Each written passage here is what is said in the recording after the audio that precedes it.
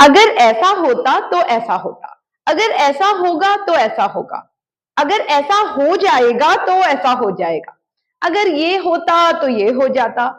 English में अगर से जब भी सेंटेंस स्टार्ट होता है, इनको हम 4 रूल्स यानी कि 0 condition, first condition, second condition और थर्ड कंडीशन में बांटते हैं। Hello friends, welcome to English voice classes.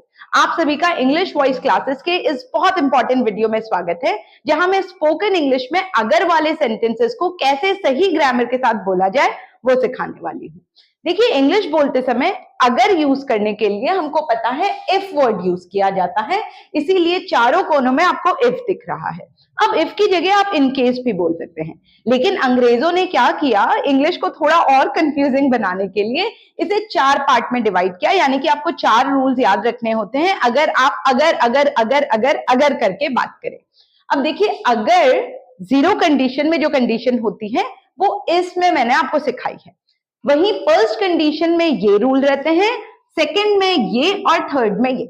अब आप मुझसे ये मत पूछिएगा कि ma'am first, second, third, fourth की जगह 0, 1, 2, 3 कंडीशन क्यों है। अब रूल है तो रूल है, अगर इस रूल को ऐसा बनाया गया है तो मैं ऐसे ही सिखाऊंगी। अब ये वाला जो सेंटेंस मैंने कहा, ये एक कंडीशनल सेंटेंस है। अब देखिए, कंडीशनल सेंटेंस वो सेंटेंसेस होते हैं जहां आप शर्त लगाते हैं। शर्त यानी कि आप एक शर्त रखते हैं कि अगर ये चीज ऐसी होगी तो ऐसी होगी, पर जरूरी नहीं हमेशा ये दोनों फ्यूचर टेंस में ही हो। कभी कभी हम ऐसे भी बोल देते हैं अगर ऐसा होता तो ऐसा होता, तो हम कभी कभी ऐसे भी बोल देते हैं कि अगर ऐसा होगा तो ऐसा होगा। अगर आपको ये लग रहा है कि ये तो सुन के हम बना लेंगे कि मैम अगर ऐसा होगा तो ऐसा होगा, यानी कि दोनों फ्यूचर है, तो ऐसा नहीं होता। या अगर आपको ऐसा लग रहा है कि मैम अगर मैं बोल रही हूं कि अगर मैं चिड़िया होती तो उड़ जाती, उसको फ्यूचर में बोल दूंगी, तो नहीं।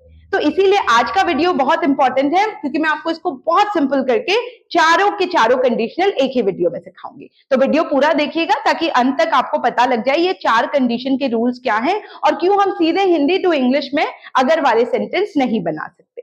अब देखिए, सबसे पहला जो कंडीशन है उसे हम 0 कंडीशन कहते हैं।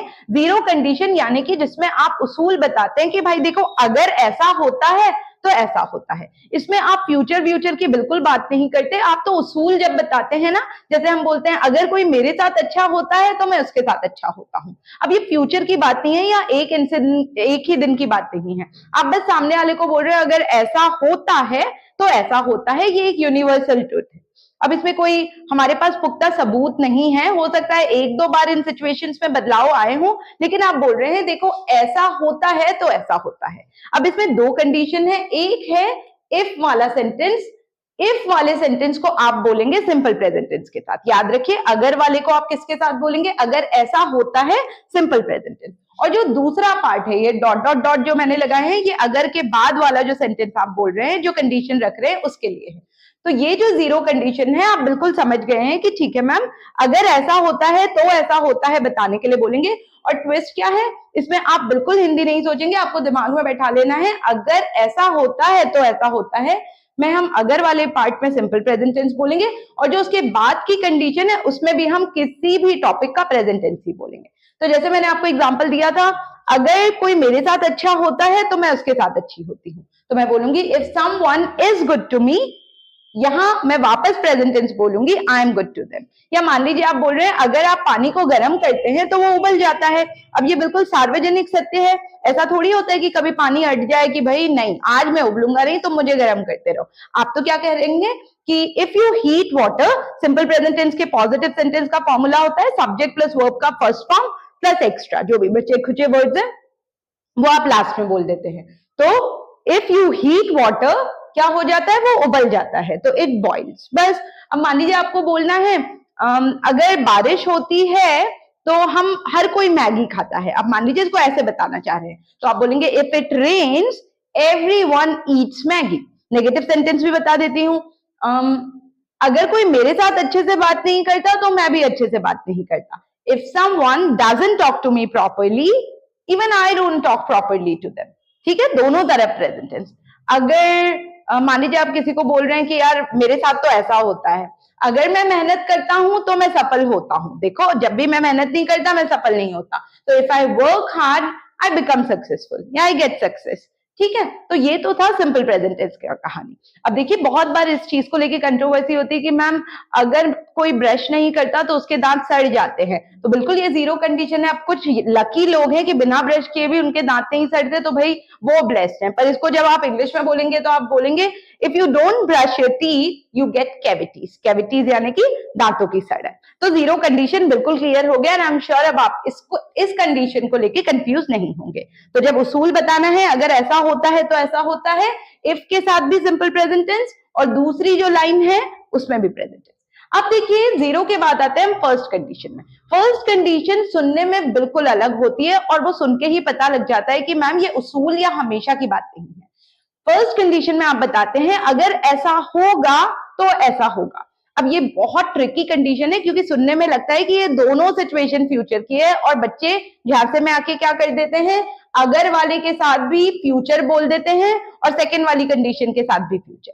पर इस कंडीशन को आप समझिए, अगर ऐसा होगा तो ऐसा होगा में आप कहीं भी फ्यूचर टेंस को इफ के साथ नहीं बोलते, ना जीरो के साथ ना फर्स्ट के साथ। तो दिमाग में ये बैठा लीजिए कि इफ वाली लाइन के साथ कभी फ्यूचर टेंस बोला ही नहीं जाता। बिल्कुल सेम है इफ के साथ प्रेजेंट टेंस, बस जीरो में आप प्रेजेंट बोल दे रहे हैं, इसमें आप तर्ज खा के दूसरी वाली लाइन में फ्यूचर बोल देंगे, लेकिन सुनने में ये बिल्कुल ऐसा लगेगा कि दोनों ही लाइंस फ्यूचर की हैं। तो एग्जाम्पल के लिए मान लीजिए अगर मैं आपको बोलूं अगर वो मुझे इनवाइट करेगा तो मैं उसके बर्थडे पार्टी में जाऊंगी, सुनने में लग रहा है दोनों फ्यूचर है, लेकिन आप इसको इंग्लिश में कैसे बोलेंगे, if he invites me, will की बिल्कुल जरूरत नहीं है, simple present tense. If he invites me, he singular है तो मैं इनवाइट्स बोल रही हूं, तो मैं पार्टी में जाऊंगी, I will go to his birthday party. अगर तुम मेरी मदद करोगे तो मैं तुम्हारी मदद करूंगी। इफ यू हेल्प मी, कोई विल की जरूरत नहीं है, इफ यू हेल्प मी मैं तुम्हारी मदद करूंगी, आई हेल्प यू। जबकि अगर मैं इसको उसूल की तरह बोलती अगर तुम मेरी मदद करते हो तो मैं तुम्हारी मदद करती हूं, तो मैं इसको बाय बाय बोलूंगी और जीरो कंडीशन में बोलूंगी, यानी कि if you help me I help you. तो दोबारा इसका एक और एग्जांपल दूं, अगर बारिश होगी तो मैं मैगी खाऊंगी। यहां हम क्या बोल रहे थे, अगर बारिश होती है तो मैं मैगी खाती हूं। तो यहाँ फर्स्ट वाली लाइन तो मैं प्रेजेंट टेंस में ही बोलूंगी, if it rains I will eat Maggi today. अगर तुम अच्छे से वीडियो देखोगे तो कंसेप्ट क्लियर हो जाएगा। ये फिर से दोनों फ्यूचर की कंडीशन है, तो मैं आपको बोल रही हूँ अगर आप अच्छे से वीडियो देखोगे तो कंसेप्ट क्लियर हो जाएगा। If you watch the video properly, अब अगर आप हिंदी में सोचेंगे तो ये फ्यूचर सुनाई दे रहा था अगर देखोगे, पर इंग्लिश में हम इसको सिंपल प्रेजेंट टेंस में बोलेंगे, if you watch the video properly you will be able to understand the concept, और सेकंड वाली लाइन को मैं फ्यूचर में बोल दूंगी। जबकि अगर उसूल है कि अगर आप वीडियो ध्यान से देखते हैं तो कंसेप्ट क्लियर हो जाता है, मैं जीरो कंडीशन में बोलूंगी, मैं बोलूंगी if you watch the video carefully the concept gets clear. तो क्लियर है जीरो और फर्स्ट कंडीशन। जीरो कंडीशन था अगर ऐसा होता है तो ऐसा होता है, फर्स्ट कंडीशन था अगर ऐसा होगा तो ऐसा होगा। बिल्कुल सेम है, हर जगह प्रेजेंट टेंस है, सिर्फ आप फर्स्ट कंडीशन में सेकेंड वाली लाइन में सिंपल फ्यूचर सेंटेंस बोल देंगे। ओके, अब आते हैं सेकेंड और थर्ड कंडीशन में जो लोगों को बहुत कंफ्यूज करता है। अब देखिए सेकेंड और थर्ड कंडीशन में कंफ्यूज नहीं होना है क्योंकि ये सुनने में हिंदी में दोनों एक जैसे लगते हैं। पहले मैं आपको फर्स्ट सेकंड कंडीशन की बात बता दूं। सेकंड कंडीशन में अगर सच बताऊं तो ये बहुत कम यूज होता है क्योंकि ये उन कंडीशन उन चीजों के बारे में बताता है जो इमेजिनरी है, या तो काल्पनिक है या जिनके होने की संभावना बहुत कम है। अब जैसे देखिए जब आप बोलते हैं यार अगर मैं चिड़िया होती तो उड़ जाती, अब इस जन्म में चिड़िया होने के चांसेस बिल्कुल ही कम है, तो ये इस कंडीशन में बोला जाएगा। या मान लीजिए मैं बोलूं अगर मैं अदृश्य होती तो बैंक के पैसे लूट लेती, अब अदृश्य होना बहुत इमेजिनरी है। या अगर मैं अमीर होती तो ये करती, तो कोई भी चीज जहां आप इमेजिन करते हैं चीजें और जिसका होना पॉसिबल नहीं है। या अगर मैं बोलूंगी अगर मैं राहुल होता, या अगर राहुल नेहा होता, अगर मैं लड़का होता, अगर मैं प्रधानमंत्री होती, अगर मैं शेर होती, अगर वो बादल होता, तो याद रखिए कोई भी ऐसी सिचुएशन जो हाइपोथेटिकल है, यानी कि जो आप इमेजिन कर रहे हैं तो फ्यूचर में क्या होता या प्रेजेंट में क्या होता, तो ये एक इमेजिनरी कंडीशन होती है। बस इसमें फॉर्मूला क्या हो जाता है, इफ वाले के साथ आप सिंपल पास्ट बोलते हैं और उसके बाद का जो सेंटेंस है उसमें याद रखिए विल बिल्कुल नहीं लगाएंगे, वुड बोल के वर्ब का फर्स्ट फॉर्म। मैं एग्जांपल देती हूँ, अगर मैं शेर होती तो घास खाती। अब देखिए पहले तो मैं शेर हो नहीं सकती और इमेजिनरी सिचुएशन क्या है, घास खाती, मैं स्पेशल शेर होती, तो यहाँ सिंपल पास्ट यानी कि वर्स वर, लेकिन यहाँ एक चीज जो आपको ध्यान रखनी है, यहाँ भले ही आप आई बोले, ही बोले, शी बोले, इट बोले, आपको वर्स नहीं बोलना है। ये बात बिल्कुल ध्यान रखिएगा। आप I, he, she, Ram, Jeetu, Rahul, Tiny, Mini, Sonu, Chhavi, किसी के का भी नाम लें, आप वर्स की जगह वर बोलेंगे। तो मैं बोलूंगी if I were a lion I would eat grass, या if I were invisible I would steal all the money. If I were a boy, I would roam around everywhere at night. If I were you, I would say yes to the job. If I were Neha, I wouldn't go there. तो कोई भी ऐसी situation जो आप imagine कर रहे हैं, अगर मैं शाहरुख खान होती, if I were Shahrukh Khan, I would do कुछ कुछ होता है अगेन, मैं कुछ कुछ होता है मूवी फिर कर लेती। अब ये सब इमेजिनरी है, इसका वास्तविक जीवन से कोई लेना देना नहीं होता। जैसे देखिए, अगर आप बोलेंगे अगर मेरे पास बहुत पैसे होते तो मैं चांद में जमीन खरीद लेता। अब ये हाइपोथेटिकल सिचुएशन है, आप इमेजिन कर रहे हैं। If I were rich I would buy a piece of land on moon.